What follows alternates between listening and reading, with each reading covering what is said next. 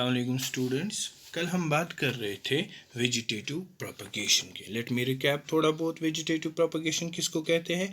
Vegetative propagation जो है ये वो मोड है, ये वो मेथड है एसेक्सुअल रिप्रोडक्शन का in which the parts other than seeds are used as propagules, यानी जिसमें हमारे पास क्या करते हैं, सीड्स के बगैर कोई भी पार्ट जो है, चाहे रूट हो या स्टेम हो या लीफ हो या बड हो, हम उसको लेते हैं एज ए वेजिटेटिव प्रोपगेशन करने के लिए।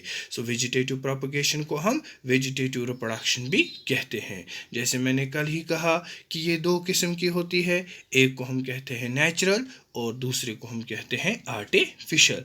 और नेचुरल मेथड जो वेजिटेटिव प्रोपगेशन का है वो हमारे पास है मॉडिफाइड ट्यूबरस रूट्स, जहाँ पर हम क्या कर सकते हैं, कोई भी पार्ट जैसे स्वीट पोटैटो है उसका थोड़ा पार्ट जो है एटलीस्ट उसको एक बड होना चाहिए, उसको हम ज़मीन के अंदर डालते हैं और उसके बाद उसको फिर खुद आफ्टर सर्टन टाइम उसमें जो है प्लांट बन जाता है।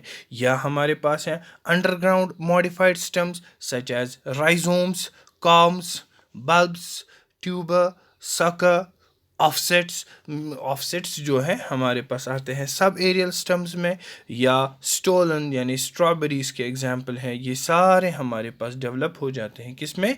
नए प्लांट में। या कुछ प्लांट्स जो है डेवलप करते हैं एडवेंटिशियस बर्ड्स किसको?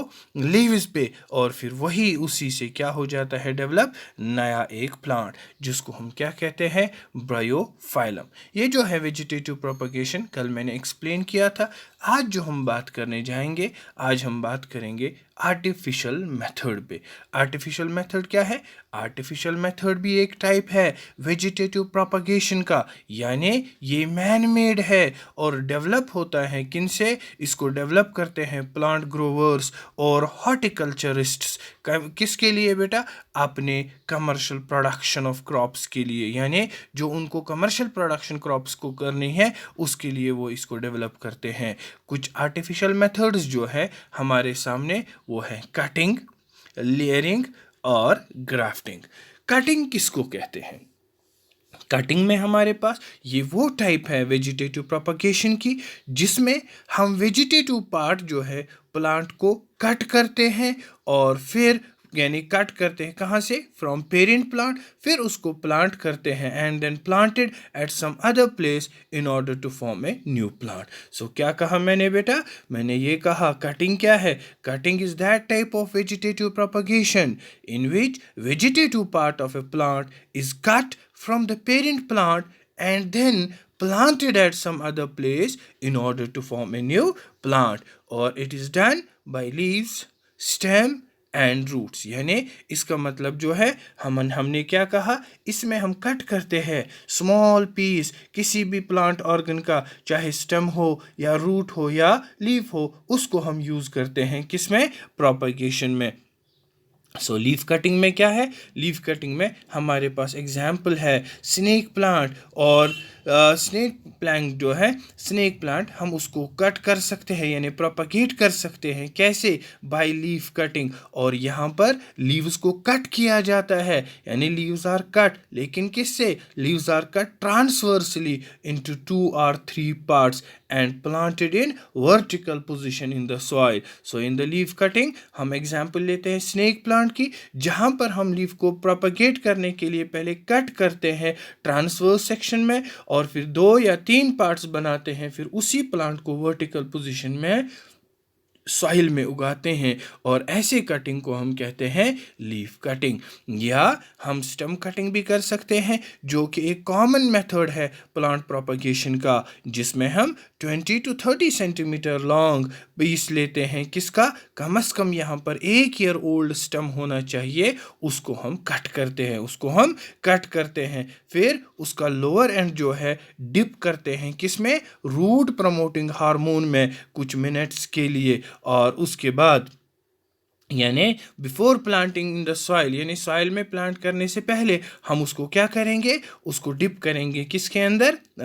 रूट प्रमोटिंग हार्मोन में। इसकी एग्जांपल जो है हमारे पास आती है rose, sugar cane, citrus, grape, coffee या टी। तो क्या कहा मैंने, स्टेम कटिंग क्या हुआ, स्टेम कटिंग कॉमन मेथड है प्लांट प्रोपगेशन का, जिसमें हम 20 to 30 सेंटीमीटर लॉन्ग पीस लेते हैं, कम से कम 1 ईयर ओल्ड स्टेम को, उसको हम कट करते हैं और उसको लोअर एंड जो है उसको हम रूट प्रमोटिंग हार्मोन में है डिप करते हैं। रूट और प्रमोट हार्मोनिंग में डिप करने के बाद हम उसको क्या करते हैं,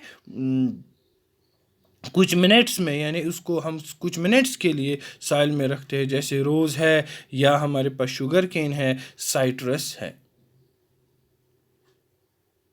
उसके बाद बेटा हमारे पास आती है रूट कटिंग। रूट कटिंग क्या हुआ, ये भी हमारे पास क्या करते हैं, पीसेस ऑफ रूट्स हम यूज़ करते हैं ताकि हम आर्टिफिशियली प्रोपगेट करें नए प्लांट्स। और रूट कटिंग्स जो है यूज़ होता है प्रोपगेट करने में लेमन को, ऑरेंज को या ब्लैकबेरी को। यहाँ पर भी जो है रूट कम से कम कितना होना चाहिए, 20 to 30 सेंटीमीटर इन लेंथ। कितना होना चाहिए, 20 to 30 सेंटीमीटर इन लेंथ जो है रूट होना चाहिए। उसके बाद जो है हम बात करेंगे लेयरिंग की। लेयरिंग किसको कहते हैं, लेयरिंग में हमारे पास क्या होता है, इसको हम सॉइल लेयरिंग भी कहते हैं। ये वो टाइप है रूटिंग कटिंग की जिसमें हम एडवेंटिशियस रूट को इंड्यूस करते हैं to develop on soft stems. यानी लेयरिंग में हमारे पास क्या होता है, लेयरिंग में हमारे पास रूट्स को आर्टिफिशियली इंड्यूस किया जाता है, कहाँ पे, ऑन द स्टेम ब्रांचेस और before they are detached from the parent plant for propagation. क्या कहा मैंने, लेयरिंग को हम सॉइल लेयरिंग भी कहेंगे। ये वो टाइप है रूटिंग का, कटिंग का, जिसमें हम एडवेंटिशियस रूट्स को इंड्यूस करते हैं, ताकि हम उनको इंड्यूस कहाँ पे करते, हम डेवलप करेंगे on soft stems while it is still attached to the plant, और ये अटैच ही होता है प्लांट के साथ। और लेयरिंग भी जो है हम कहाँ पे कर सकते हैं, layering is carried out on 1 year old basal branch. यानी लेयरिंग भी जो है हम किस में कर सकते हैं, कम से कम वो 1 ईयर ओल्ड बेसल ब्रांच होना होता है। लेयरिंग जो है, लेयरिंग हमारे पास बहुत टाइप्स की होती है, लेकिन आपकी क्लास में हमें खाली 3 पढ़ने हैं। एक को हम कहते हैं सिंपल लेयरिंग, दूसरे को हम कहते हैं माउंड लेयरिंग, और तीसरे को हम कहते हैं ईयर लेयरिंग। और नॉर्मली जो है हमारे पास टाइप्स जो है लेयरिंग के, सिंपल लेयरिंग है, सरपेंटाइन लेयरिंग है, माउंड लेयरिंग है, ट्रेंच लेयरिंग है, टिप लेयरिंग है, एयर लेयरिंग है, यानी जिसको हम कहते हैं गूटी भी, या ड्रॉप लेयरिंग है। सो कितने मेथड्स मैंने कहे लेयरिंग के, लेयरिंग के हमने 7 टाइप्स कहे, simple layering, serpentine layering, mound layering, trench layering, tip layering, air layering यानी घूटी, और drop layering. But in your class आपको खाली डिस्कस कितने करने हैं, आपको डिस्कस खाली करने हैं 3। कौन सा, एक सिंपल लेयरिंग, माउंड लेयरिंग और एयर लेयरिंग। तो लेयरिंग जो है बेटा मैंने कहा 3 तरीके से आपको करनी है, सिंपल लेयरिंग, माउंड लेयरिंग और एयर लेयरिंग। सिंपल लेयरिंग क्या होती है, यहाँ पर हम सॉफ्ट बेसल पार्ट जो है उसको इंजर्ड करते हैं और उसको फिर ज़मीन में डाल देते हैं, और तब तक उसके बाद ज़मीन में ही रखते हैं जब तक उसको डेवलप हो जाते हैं यानी एडवेंटिशियस रूट्स। लेकिन जो इसका एपिकल पोर्शन होता है यानी ऊपर वाला पोर्शन होता है उसको हम एक्सपोज करते हैं, यानी बाहर ही रखते हैं टू एयर, और इसी के अंदर फिर सीड्स यानी लीव्स डेवलप हो जाते हैं। सो सिंपल लेयरिंग में हम क्या कहते हैं, सॉफ्ट बेसल पार्ट जो है हम उसको इंजर्ड करते हैं, थोड़ी बहुत खरोच देते हैं, और उसके बाद उसी खरोच वाले पार्ट को हम कहाँ रखते हैं, ज़मीन में डालते हैं। जो इसका ऊपर वाला हिस्सा है यानी एपिकल पोर्शन है उसको हम एक्सपोज रखते हैं, यानी बाहर रखते हैं, ऊपर की ओर रखते हैं, और विद द टाइम इसके अंदर डेवलप हो जाते हैं एडवेंटिशियस रूट्स। फिर जब एडवेंटिशियस रूट्स डेवलप हो गए हम इसको कट कर सकते हैं पेरेंट प्लांट से। अभी जो है अगले स्लाइड्स में मैं आपको डायग्राम्स भी दिखाऊंगा तीनों की। उसके बाद जो है सिंपल लेयरिंग में हमारे पास एग्जाम्पल लेते हैं हम जैस्मीन या चेरी की। इसी तरीके से माउंड लेयरिंग में हम क्या करते हैं, जो शूट है, जो लोअर शूट है, उसको पूरा हम करते हैं कवर किससे, मिट्टी से, और लाइक ए माउंड एक पहाड़ जैसा बनाते हैं, और यहाँ पर जो है बहुत सारे रूट्स डेवलप हो जाते हैं, और उन रूट्स को हम फिर सेपरेट करते हैं और प्लांट करते हैं, यानी किसी दूसरी जगह पे, जैसे हमारे पास एप्पल है, पेयर है, ये सारे हमारे पास एग्जाम्पल्स हैं किसकी, माउंड लेयरिंग की। देखिए यहाँ पर सिंपल लेयरिंग में हमने क्या किया, यहाँ जो लेफ्ट साइड में हमारे पास एक यानी डायग्राम है, इमेज है, इसमें हमने बेसल पार्ट को यहाँ पर खरोच दे दिया और उसको ज़मीन के अंदर डाल दिया। आफ्टर सर्टन पीरियड इसको जो है डेवलप हो गई बर्ड्स लीव्स, फिर हम इसको डिटैच कर सकते हैं और अलग तरीके से इसको कहीं दूसरी जगह पे उगा सकते हैं। सिमिलरली माउंड को हम स्टूल लेयरिंग भी कहते हैं। यहाँ देखो नीचे वाला पोर्शन जो है इसको हमने ज़मीन के अंदर रखा और नीचे से जो है रूट्स डेवलप हो गए, और उसको हम क्या कहते हैं, उसको हम कहते हैं माउंट लेयरिंग। थर्ड वन जो है उसको हम कहते हैं एयर लेयरिंग। एयर लेयरिंग में हम क्या करते हैं, एयर लेयरिंग में ये वो मेथड है, ये हमारे पास वेजिटेटिव प्रोपगेशन का, natural vegetative artificial vegetative propagation का, यानी ये हम उन प्लांट्स में करते हैं जहाँ पर जिनके ब्रांचेस जो हैं ज़मीन तक नहीं पहुँचते हैं, जिनके ब्रांचेस ज़मीन तक नहीं पहुँचते हैं, और उसके लिए हम क्या करते हैं, हम इस प्रोसेस में एक ब्रांच को हम सिलेक्ट करते हैं, लगभग उसमें हम 2 to 5 सेंटीमीटर एक लॉन्ग इंजरी देते हैं। फिर उसके बाद इंजरी करने के बाद हम उसको क्या डालते हैं, इंडोल ब्यूटारिक एसिड या नैप्थलीन एसिटिक एसिड, ये स्प्रे करते हैं ताकि इससे रूट्स इंड्यूस हो जाए। सो क्या कहा मैंने, एयर लेयरिंग को हम गुटी भी कहते हैं। ये टाइप जो है, यानी this type of layering is done in such plants whose branches can't reach the ground, यानी यहाँ पर एयर लेयरिंग हम उनमें करते हैं, उन प्लांट्स में करते हैं जिनके ब्रांचेस ऊपर होते हैं, यानी वो ज़मीन पे नहीं आ सकते हैं। यहाँ पर हम क्या करते हैं, हम एक ब्रांच को सिलेक्ट करेंगे, यानी जिसमें हमें एयर लेयरिंग करनी होगी, उसको हम 2 to 5 सेंटीमीटर लॉन्ग इंजरी दे देंगे। उसके बाद इंडोल ब्यूटारिक एसिड IBA और नैप्थलीन एसिटिक एसिड NAA, उसको हम स्प्रे करते हैं ताकि उससे रूट्स इंड्यूस हो जाएंगे। बाद में इसको हम प्लास्टर करेंगे, यानी प्लास्टर किससे करेंगे, ग्राफ्टिंग क्ले से प्लास्टर करेंगे, किससे, ग्राफ्टिंग क्ले से। ग्राफ्टिंग क्ले का मतलब है हे, काउडंग और क्ले, यानी इन तीनों को मिला के 1:1:2 में हम इनको मिलाएंगे, फिर इसको पेस्ट बनाएंगे, उसी को हम कहते हैं ग्राफ्टिंग क्ले। फिर इसको उसके बाद हम पॉलीथीन या कोई प्लास्टिक चीज़ इसको रैप करेंगे ताकि वहाँ पर ड्राई ना हो जाए ये ग्राफ्टिंग के लिए, और उसके बाद हमारे पास या कोई इन्फेक्शन ना हो जाए और कुछ टाइम के बाद वाटर लॉस भी ना हो जाए। सो ये कुछ वक्त के बाद हम देखेंगे यहाँ पर क्या हुआ होगा, रूट्स डेवलप हुए होंगे, और जो ही रूट्स डेवलप हुए तो हम उसको फिर कट करके दूसरी जगह पे प्लांट कर सकते हैं, और ऐसे लेयरिंग को हम क्या कहते हैं, एयर लेयरिंग। नेक्स्ट मेथड जो है हमारे पास इसका वो है ग्राफ्टिंग। ग्राफ्टिंग किसको कहते हैं, कश्मीरी में ग्राफ्टिंग हम कहते हैं पाइवन करना। सो ग्राफ्टिंग किसको कहेंगे, अगर हम ग्राफ्टिंग की बात करेंगे, ये भी हमारे पास क्या है, ये वो टेक्निक है जहाँ पर हम सुपीरियर कंपोज्ड प्लांट बनाएंगे। कैसे, bye joining A shoot system of A superior high yielding variety, यानी बेटा ये वो टेक्निक है जहाँ पर हम अच्छा एक कंपोज्ड प्लांट बनाना चाहेंगे।